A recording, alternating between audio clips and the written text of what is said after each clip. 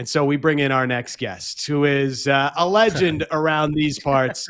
He is Adnan Virk, joining us. You've seen him on MLB Network, where he won an Emmy Award. You also see him on the NHL Network and as the host of Amazon Prime Monday Night Hockey. And last year also became an author with Cinephile, interviews, essays, and tales from the red carpet. It is Adnan Virk. Did I miss anything? Listen, Adnan, man.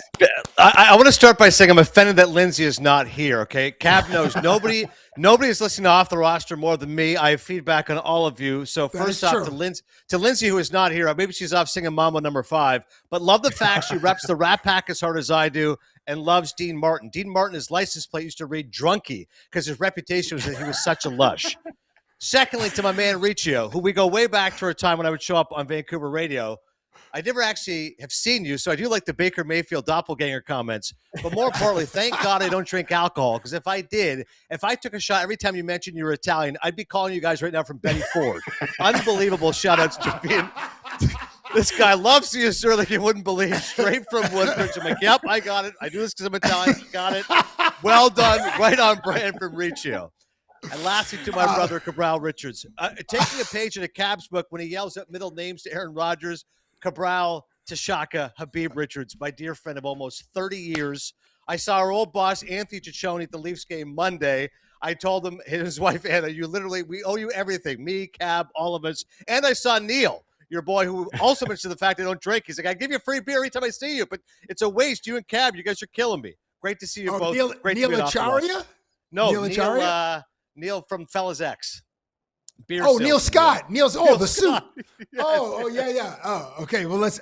What a great introduction, and it was a great segue by you, Dan, mentioning fastball leads fastball, and here Virk shows up with is that a pitching ninja hat? Yeah, I need like this. This is a pitching. So Rob Friedman, who you've mentioned to me before, how much you and I are both fans of his. I had him on MLB Network, and I said, dude, I love your work.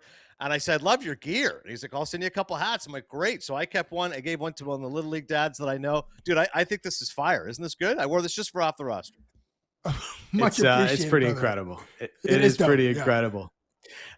So this Major League Baseball offseason, Adnan, it's different in a way, especially for Jays fans, where, in prior years when they'd miss out on the big fish in free agency, it was just like, again, we missed out, like no Shohei or no Sasaki. But this year they got their guy. They got Okamoto. They landed Dylan Cease. And so missing out on Kyle Tucker, I certainly didn't feel the same level of disappointment from Jays fans because, hey, they already spent a bleep ton of money and it looks like it's going to be they've built a better roster than they started with last year when they went on a run to finish in the World Series. Yeah, without question, Dan. There's nothing more frustrating if your team overachieves. And certainly the Blue Jays did that by 20 wins and then stands pat. But the Blue Jays certainly did not do that. They were very aggressive. They targeted Dylan Cease, who either he or Framber Valdez were the top pitching targets available, so they got their guy. And as far as Okamoto is concerned, I'm a little cautious only because Japanese players, sometimes there is that element of assimilation. For every Shohei Ohtani, there's a Kosuke Fukudome. For every Daisuke Matsuzaka, there's a Kei Igawa or Hideki Arabu. So these guys are not guarantees, but I read some scouts saying best case he could be 260 to 270. He could be 18 to 25 home runs. He plays a Gold Glove defense. Jays would be thrilled with that for $60 million. Obviously, getting Ponce, you see what happens. He can do help as far as bolstering the rotation. And Rogers certainly helps in the bullpen. I don't know if he's the closer, if Hoffman's still that guy.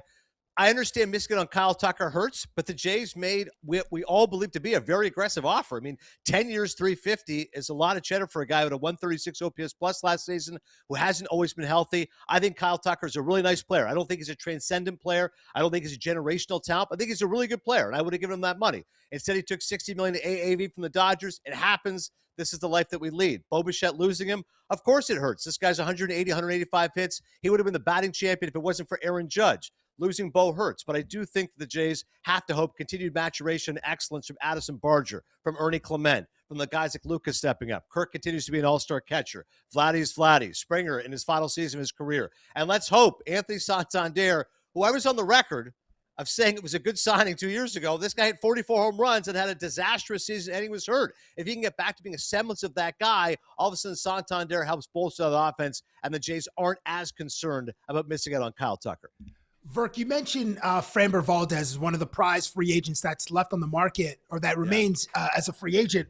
What is your read as to why Framber Valdez has yet to either re-sign with Houston or Baltimore, as it's been rumored? And do you think that Kyle Tucker and Bo Bichette, who you eloquently explained their productivity and their resumes, do you think their shortened deals have changed the market in 2026? Without question. I think you're bang on, Cap. I think that in the past, we've come a long way from Miguel Cabrera and Albert Pujols getting 10-year deals and people realizing it didn't work out. Now the only cats who get 10-year deals are the young players, right? So we'll give that to a Juan Soto. We'll give a 10-year deal to Fernando Tatis. That makes sense. But if you're around, Bo's turning 28 opening day, hey, how about $40 million a year? And you can opt out after year one and opt out after year two. So if Bo balls out, he can still go sign that 10-year deal if he wants to, or he can sign another short-term deal. Similarly for Tucker, and by the way, I would have had concerns if he'd accepted the Jays offer. If he had said, I have 10 for $350 or 4 for $240, clearly he wouldn't trust his talent if he took the 10 for $350. Because, right, if he goes 4 for $240, at 33, he'll be a free agent. Clearly he can get $110 million at the age of 33 for however many years he plays. So it just makes more sense. But I'm with you, Cab. Your overarching point is correct, which is that these teams are saying, all right, we're not going to give you the guaranteed money. These contracts don't age well, 37, 38, 39. Well, we'll give you a ton of money up front. And the player's like, yeah, I'll bet on myself. Absolutely. Kyle Tucker is not the second best player in baseball, but by average annual value, he is $60 million a year. It's a huge win for King Tuck. I think it's a brilliant move by him and his management team. And for the Dodgers, they don't care. The luxury tax, $413 million. We'll defer some more money. We'll sell some merchandise. If they three-peat, they couldn't care less what happens. And I know everyone wants to hate the Dodgers, and I get it. But I think it's helpful to have a Goliath in a sport. I do think NFL is good when the Cowboys are good. And I hate the Cowboys, as you know, as a diehard Eagles fan. Shout out to the Birds, by the way. Look at my phone protector. Still the Super Bowl champions, still the playoffs. But I think it's helpful to say, hey, I either love the Cowboys or I hate the Cowboys. Or in basketball, I love the Lakers or I hate the Lakers or the Celtics. So in baseball, it used to be the big bad Yankees. Now it's the Dodgers. Like, come get me. Fine. Either they're going to win and they're going to be a three-peat and that's a dynasty, or they're going to lose. And everybody collectively will be thrilled if they do indeed lose. But back to Valdez, he's not going to re-sign with Houston. I think Baltimore makes the most sense because they desperately need starting pitching. They've already went and got Pete Alonso. They traded Grayson Rodriguez for Taylor Ward, who's a terrific player, had an excellent year for the Angels. I think Alonso's giving you 40 and 100 no matter what, but their starting pitching is rather porous. Framber makes the most sense there. I think a deal would have been 7 for 200, kind of like what Cease got. Now they might be going shorter term, longer AAV, but I like Baltimore as a good landing spot for Framber. Listen, why do you this is more of a general question, as every league needs a villain, and the Dodgers are filling that role right now as the villain of baseball. But why do you think that fans side with owners when it comes to calling for a salary cap? It's a great question, because for years when people would say players versus owners, it's millionaires versus billionaires, I was always highly amused by anybody who should on the side of the owners. I'm like, most of us, especially great in Canada, grew up middle class. So why on earth are you siding with a billionaire, capital B, versus the players? And I guess it's easy to go, I can't believe that guy gets paid $1 million to play baseball. I could have played baseball. I could do his job. Like, yeah, but the billionaire is the guy who's really controlling the strings and has all the money, all the persons, et cetera. So I always found it odd that, like, the average Joe found an owner to be more relatable than a player. I'm like, you should relate more to the player. They're more like us. If they miss a check, it would impact them more. But I think what's happened is that you've really seen this division between the haves and the have-nots, at least in perception. Here's what the reality is, that it's actually untrue, because there hadn't been a repeat World Series winner in the last 25 years until this season, since the Yankees dynasty of the late 90s. So anybody who says, well, baseball is no good because it's always the same teams winning, not true. It's actually been very surprising teams that have won. Small market teams like the Royals have won. We've seen teams like the Marlins won. Shout out to David Sampson. So this is not a situation where only the big market teams win. Only the big market teams sign players, yes, and that's annoying. If you say Kyle Tucker's only going to go to one of Jays, Dodgers, Yankees, Mets, Cubs, I agree, that's frustrating. But as far as actually winning, I mean, it's a crapshoot. A.J. Preller's done his best with the Padres. He was spending everybody's money. Manny Machado, $300 million. I'll go get Soto. I'll give Tatis. Padres go belly up. Like, even the teams that are the favorites. The Yankees, by the way, I know they're looked at now as being cheap, and the fact they don't spend. They're top 5 in payroll. My man Hal Steimer is still spending almost $300 million, and the Jays beat him. Plain and simple. Jays smacked him around 8-5 in the season series, beat him in the playoffs. So spending the most money doesn't mean you're going to guarantee victory. But I get the sense from fans. I do understand people going, hey, I just wish the Pirates could go make a free agent signing. I'm like, I get that. It's frustrating if you're a fan of the Pirates and you go, Paul Skeens is going to leave in 4 years. Should we trade him now and see who will give us a boatload to the Dodgers, the Yankees, the Mets, the Cubs, or ride this thing out? But me personally, Cap, I've always found it highly amusing when people get more mad at the players than they do the owners. Yeah, to me, like it's the owners right now, Adnan, that are using the Dodgers to try and cap players' salaries. They realize, oh, wait, we can't cry poor right now. Like I feel like that's not going to be a message that goes over well with a lot of people. So we need another way to try and get where we want to go, and that's, oh yeah, the Dodgers are ruining baseball, and we need a salary cap to fix this. That's the way that they're changing course from where they went in the past, where it was like, we can't afford to keep paying these salaries the way that they are going. Yeah, Dan, it's so funny. The whole concept of a salary cap, like, what is that? I'm like, basically, it's restricting yourself because you can't trust yourself, right? You're the fat kid at the buffet. I can't stop. Can someone just please put me on a lower calorie diet? Someone get me a Fitbit and track my steps because I just can't do this by myself. And I'm like, it's up to you. And that's why the players are so resistant to the salary cap, right? Going back to the days of Marvin Miller and Curt Flood, A Well-Paid Slave. Great book, by the way, about Curt Flood and his journey. It's like, listen, it's a free market system. You pay me what you want to pay me. Don't bemoan the fact afterwards that, oh my God, I can't believe you paid this guy 10. That was your decision. The market determined that. So that's why the players have always been so averse to a salary cap. Now, the owners will challenge back and say, listen, salary cap works in hockey.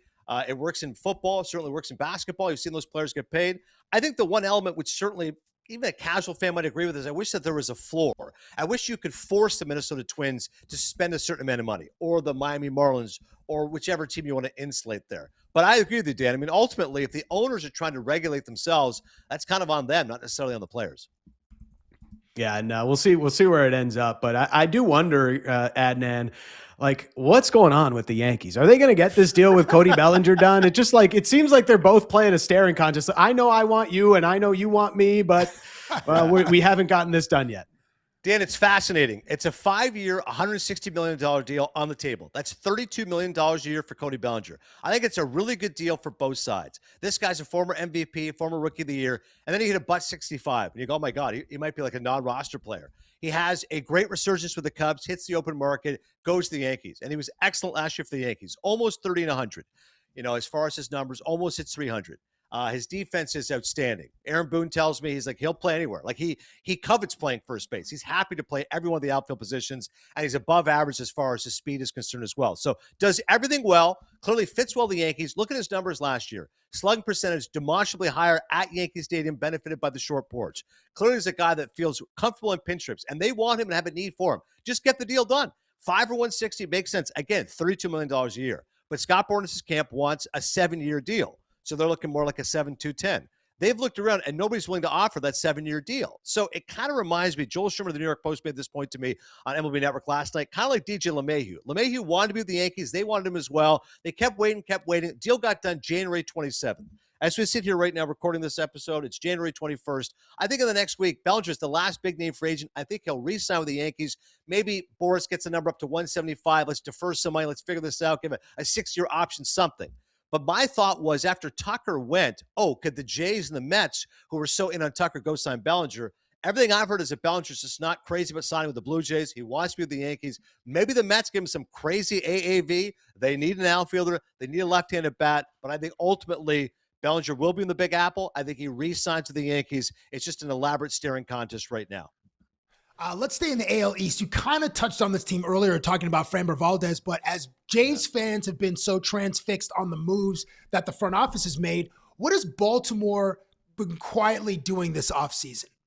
Yeah, I think Baltimore's in a really good job, Cap. Sonny Pete Alonso. I was at the winter meetings there in Florida, and the first day of the winter meetings might have been the worst thing I've ever experienced in my life. There's literally nothing happening. I had to watch my beloved Eagles Monday Night Football game, which was awful. Jalen Hurts had a terrible game, and I was on call. And they're like, if anything happens, we're going with breaking news. Like, it could be like, I don't know, Kurt Suzuki is now the manager of the Angels. He's having a press conference. We're going to go live right now. That's how quiet things were in Orlando. And thank God for the Mets giving us some news. Day 2, Edwin Diaz and Timmy Trumpet flees to go to the Dodgers. And then day 3, well, I'm on set with the great Ron Darling, one of my favorite people. Loved watching him as a part of the 86 Mets Hall of Famer. And he's an outstanding broadcaster. 12:58, we're going live at 1. Alonso to the Orioles. We're like, what?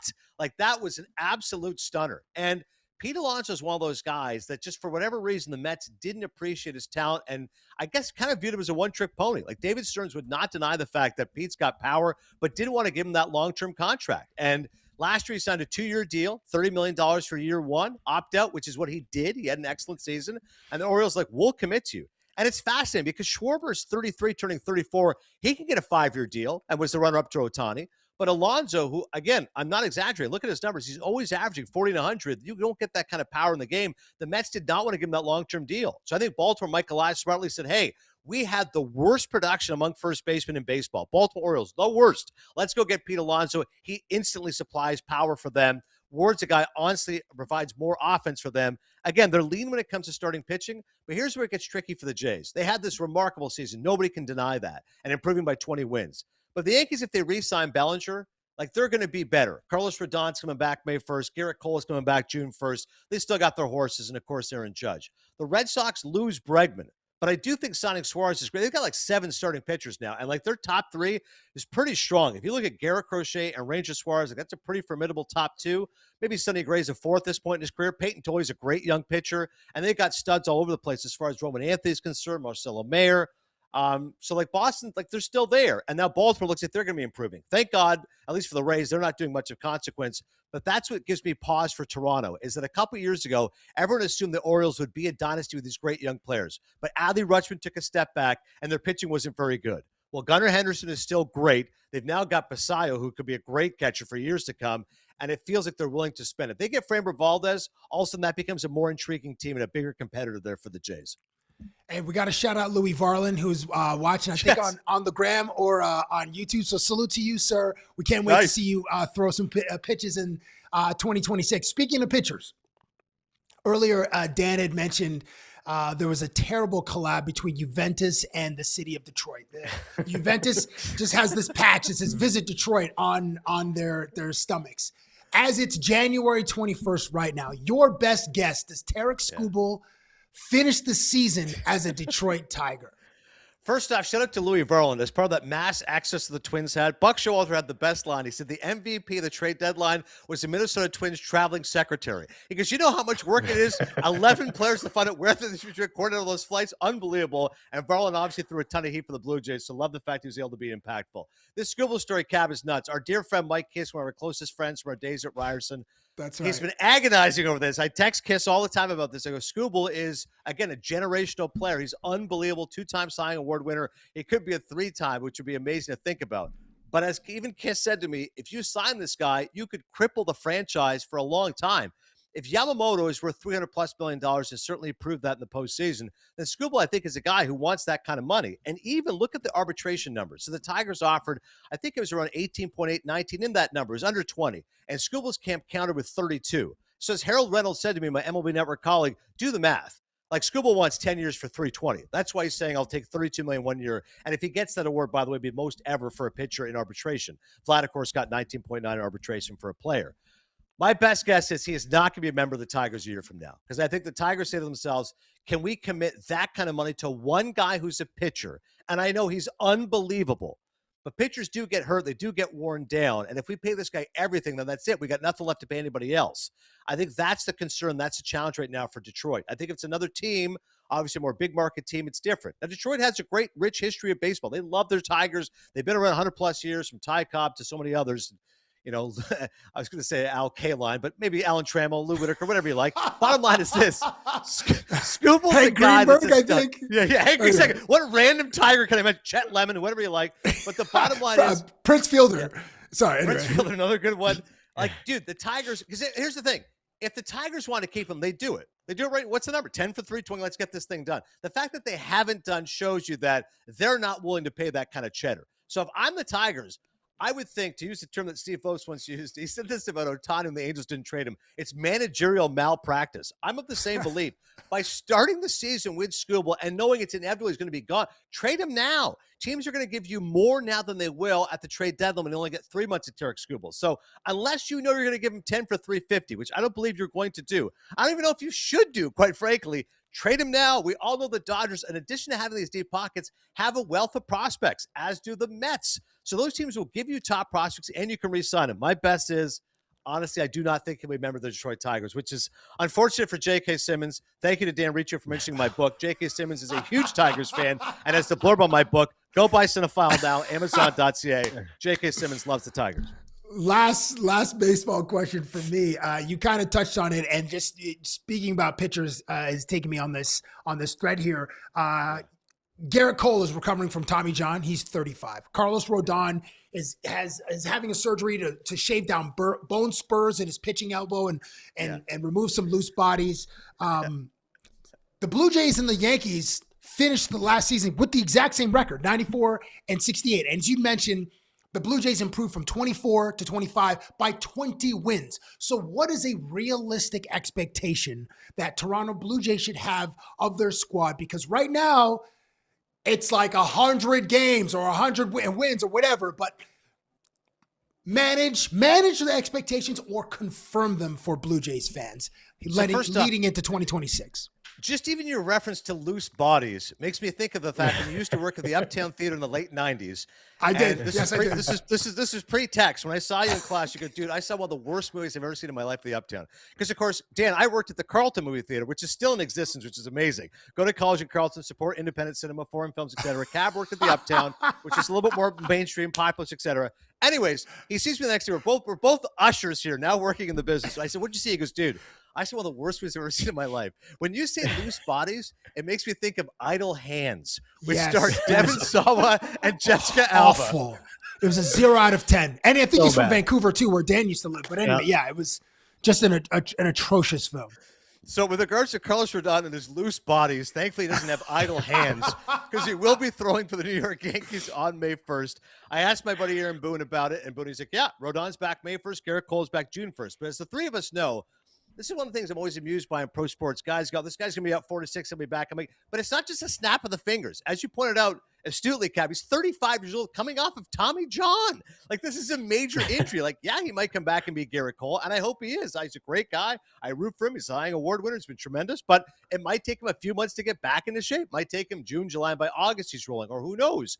And Rodon's a guy that's throwing a lot. And the reason why the Yankees actually need pitching help is because their other guys are actually stretched out. Cam Schlittler was unbelievable last season, right? I know everybody in Toronto is thrilled about Trey Savage. Equally, where I live here in North Jersey, everyone is thrilled with Cam Schlittler, what he did against the Red Sox. But he was also a rookie last season. Let's see how year two impacts him. Will Warren threw a lot of innings, most he's ever thrown. Max Fried, high-salaried guy, most innings he's ever thrown. So three guys there throw a ton of innings. Rodon's not back till May 1st. Cole's not back till June 1st. The Yankees need another arm right now. They should re-sign Bellinger and go get another starting pitcher. And the most intriguing name out there right now, fellas, is Freddie Peralta. He's an absolute stud with the Brewers, and his salary makes him affordable to every single team. He's only making $8 million. And they did this before, right? They traded Corbin Burns. Let's go get some prospects. The Brewers right now, Freddie Peralta, you want him, you go get him. If I'm Brian Cashman for the Yankees, I go get Freddie Peralta. I think this guy's an absolute stud, and he would really bolster that starting pitching and then perhaps make them the team to beat in the East. Because bottom line is, to use a pet expression of off the roster, belt to ass. That's what the Blue Jays did to the Yankees last year, right? The Jays pushed him around, especially at Rogers Center. Like, don't come to my house. Toronto beat them. They beat them badly, and they beat them at Yankee Stadium. And I was there when the Jays clinched, and I saw the long faces of Yankee fans, and I saw hundreds of Blue Jays fans cheering and singing "Oh Canada" after Toronto won. You tell me that didn't sting to Yankees fans? So I think New York should be careful about thinking, oh, we got our guys coming back, we'll be fine. Re-sign Bellinger, but go get an arm and go get Peralta, because otherwise the Jays are still the team to beat. As far as realistic expectations, Cab, I think Toronto is the best team right now in the American League East, but I do think Boston's coming for them because that young talent and the impact of Suarez. I do think the Yankees are right there.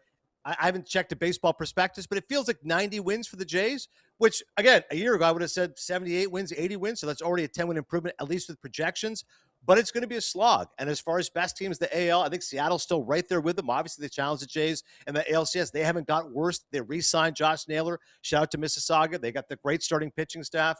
So I think the Jays are still the team to beat in the East. But realistic expectations, 90 wins, and they should be able to win that division. But Boston, New York are coming for them. Okay, before we let you go here, Adnan, I need realistic expectations. You might not know this about me, but I am Italian, and tomorrow I'm gonna get Riccio a shirt. The next time I'm home, my parents live in Maple. I hung out in Maple all day Sunday, and I gotta tell you, Dan, whenever I went, I said I'm gonna get this shirt for you. It says, "You bet your culo I'm Italian." Like that's a huge hit. That is a huge hit in the Woodbridge Maple area with which you are very familiar. Very, very much so. But I do want to know with tomorrow, a movie guy, you cinephile, everybody go get the book. It's incredible. And, tomorrow, I believe Oscar nominations do come out tomorrow. How many Oscar noms are Nick Pileggi and Robert De Niro going to get for the Alto Nights? Maybe none. I don't, even Italian like me, I can't really couch for that movie too hard. But one battle after another, I'm sure is going to clean house. I rep Italian American culture hard, as Cab knows. I love Pacino, De Niro, and of course, one of my favorite scenes. I don't want to spoil sentimental value for you guys, but I doubt you're going to see it. Stellan Skarsgård won Best Supporting Actor at the Golden Globes. The best scene in the movie. It's about a father trying to reconcile with his daughters, but the funniest scene in the movie is he's giving DVDs to a kid, and one of them is of the movie Irreversible, and he looks at the kid and just goes, "Monica Bellucci." I'm like, yes. There's a horrifying scene in that film. Correct. So it's a funny gesture in the movie, but it's a horrifying scene in that film. Honestly, it was like the scene in Cape Fear. You know where De Niro's the only guy laughing during Problem Child and smoking the cigar? That's what it was like watching them. Like, I'm the only guy laughing. And be like, well, if you've seen Irreversible, you know what an unbelievably inappropriate gift that is to give. But the point is, they make him pretty in Italy, and Monica Bellucci is where it's at. But as far as the Oscar nominations are concerned, one battle after another thing's going to be a huge hit. Cab and I both loved it. I think it's the favorite right now to win Best Picture. P.T. Anderson is one of the great auteurs of the last 50 years. I'm looking right now on my wall. I have a huge poster of There Will Be Blood, which he should have won Oscars for. Although No Country for Old Men's a great movie, and that was a great Oscar race. But between Boogie Nights, Magnolia, There Will Be Blood, Phantom Thread, The Master, like this guy's made banger after banger. 11-time Oscar nominee. Phantom Thread was not a banger, nor was The Master a banger. Unbelievable, great. They were not bangers. No. Okay. Boogie Nights was a banger. One battle after another, bangers. And There Will Be Blood is pretty good, but not a banger. There Will Be Blood is unbelievable. Come on. I still have the Varsity. It was unbelievable. It still transfixed me. Who cares where you saw it? It's not a banger. It's by definition. I'm trying to appeal to this Toronto audience. The point is, 11-time Oscar nominee P.T. Anderson. He's been nominated 5 times for writing, 3 times for picture, 3 times as a director. So he's obviously going to win this year as a director. Might win for screenplay. Could be Sean Baker-esque. We saw that a year ago, right? Honora won for picture, director, actor. I could see an interesting situation where P.T. Anderson ends up winning for screenplay, ends up winning director, and the film wins Best Picture. I did love Hamnet, though, Dan. Hamnet's an unbelievable movie. It won the Golden Globe. My wife saw it, loved it. Jessie Buckley, I think, is the favorite to win Best Actress. So I know that was a huge hit, by the way, in Toronto. Won the Audience Award at the film festival. So I think one battle after another is going to do very well tomorrow. I think Hamnet's going to do great. And the film that Cab won't watch, but he should, because every single person that's seen it loves it, is Marty Supreme. From one half of the Safdie brothers, Timothée Chalamet is going to win Best Actor. It's an exhilarating thriller. Why are you mehing? This is a great movie. You got to go watch it. I'm telling you. I saw Forrest Gump, bro. Do I need to see another movie about a ping pong guy? Like, come on, bro. I'm telling you. And also, he wins over Michael B. Jordan plays 2 roles. Like, can we give some respect to Sinners? It was a genre-bending film, which it came out of nowhere and just was unbelievable. The music and the thematic, the religious overtones, and the themes of colonization, and Sinners. There's definitely a lot of I hope it gets its respect tomorrow, and then whenever the ceremony happens. But Michael B. Jordan played 2 roles. Timothée Chalamet plays. I mean, again, I won't see. I'll watch it on an airplane in May when I'm flying to Toronto or flying to somewhere to cover hockey or whatnot, or basketball, wherever the Raptors end up playing in the playoffs. But I'm not that excited to see. Have you seen it, Dan? Marty Supreme? I've not seen it yet. My favorite ping pong movie remains Balls of Fury. So, I will. Good news for Cab is this: I do think Coogler is going to win for original screenplay, and the movie was impactful. There's no doubt about it. To make an R-rated film, an original film that packed up box office and earned rave reviews, he's right. Sinners will definitely do well. I think I'll get nominated for Best Picture. I do think Coogler wins the Oscar, but ultimately, I don't think it's going to do as well. Listen, I don't think Michael B. Jordan's going to win. Hopefully, he'll get nominated. It's a good race for Best Actor. Leo has a good chance. He's only has won 1 Oscar. He's one of the great actors, obviously, for our time. But I do think it's Timmy's time. 30 years of age. It's a hell of a performance. Marty Supreme, and I'm not just talking about Martin Scorsese. If I could put up a shirt of Marty Supreme, that'd be my shout for my boy Scorsese. More Italians for you, Riccio. Yeah, no love for De Niro playing two roles in Alto Nights, though. Let's Although, talk Alto like Nights. You're right. Nick Pileggi wrote Goodfellas, and Cab's one of the few people who likes Casino more than Goodfellas, which Nick Pileggi also wrote. And Correct. so Pileggi's a great writer. So to Dan's point, when I heard the Alto Nights is coming up, they go, wait, Nick Pileggi wrote it. Great. Who directed it? Barry Levinson. I love Bugsy. I love Bugsy a lot more than most people do. I think it's a great film, 1991 gangster movie. And, of course, De Niro playing two roles. Dan, that was one of the worst movies of last year. Cab famously falls asleep during movies. I fell asleep during the movie, and I was thrilled to do so. It was a pleasant nap, and I woke up and I'm like, yep, De Niro's still senile, still old, fine, all good. You want a movie of De Niro playing an old man? Let's all agree on the brilliance of The Irishman, which was a great film. Okay, hold on. Okay, I got to acknowledge the chat. While a couple of guys are saying, Little Willie Styles said, I bet Adnan puts pineapple on his pizza. Willie Styles also hit with a baseball nerd alert. Cleaton said, baseball nerds are the best kind of nerds. And then someone said, I lost count on how many words Adnan says per minute. And I think it's somewhere above 100. Or maybe it's above 200 words per minute, because you were just absolutely cooking, bro. To reference Bugsy, who was a gangster, your words per minute was like a machine gun from 1941 or whatever. It was unbelievable, the amount of gems that you were dropping in our baseball conversation, and evidently a film conversation too. I appreciate it. I think that guy's making fun of me. You're saying it in a nice way, Cab, but we'll say this. I listen to Off the Roster at 1.5 speed. Which is not a knock. I'm just trying to get through the day quicker. So your hour and 10-minute podcast, I'm like, bam. Jack Armstrong, a lot more energy at 1.5 speed. Hey, Cabby, I saw you last week. Hey, Spadina. This is how I run up my anxiety. I'd like to get, since Lindsay's not here, I'd like to get more feedback on Off the Roster. How about the fact, Richo, you must have felt for it when she dropped that. So again, let's make this very specific to you. Woodbridge, Maple, etc. If I mentioned to you La Paloma, you know exactly what I'm talking about. Good gelato place. And so when Lindsay said to Ryan Getzlaff, whatever colloquial reference she made to Saskatchewan, I mean, how uncomfortable was that for Lindsay? Ryan Getzlaff had no idea what she was talking about. Yeah. NOD, north of Dewdney. Didn't figure it out. But when you mention Italian stuff to people in Woodbridge, they know everything. So it's they're putting an Olive Garden at Vaughan Mills. I don't know if it's a good choice, but listen, I'm not. I may have used Frankie Verco a time or two as an alias when walking around Woodbridge. It may have worked. You're giving them too much. There's too much. You mentioned my middle name, which I've never said publicly. You just mentioned your alias when we used to take road trips to New York, and we'd be out, in Soho or Meatpacking District. Meatpacking District. We're talking to girls like Virk would have this whole alias, and people are like, oh yeah, that makes sense. Listen, you are we got to cut it, but we appreciate you, man. This has been absolute so much flamethrower today, bro. This is incredible. Man. Thank you so much for your baseball knowledge, nerding out on the Yankees, the Jays, the Orioles, you name it. You just had it covered. It was an absolute pleasure to have you on Off the Roster. I appreciate it. Thank you so much, Cap, brother. when you texted me, Cap, you said we need 15 minutes. I go, I'm going to blow through that. If we do 15 minutes, that's a loss on me. So my goal was 36 minutes and nothing less than that. So I look forward to making a return when I see you guys again soon. Seriously, keep up the great work. I'm loving the podcast.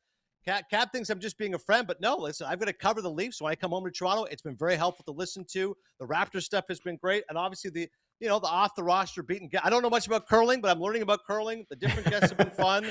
It's good stuff, man. Congrats to you both on the new venture. Off the Roster support right now. Get some merch going, all right? Get some merch. Yeah. Let me support. Next time I'll have a baseball ninja hat. I'll have an OTR hat. Keep it up, fellas.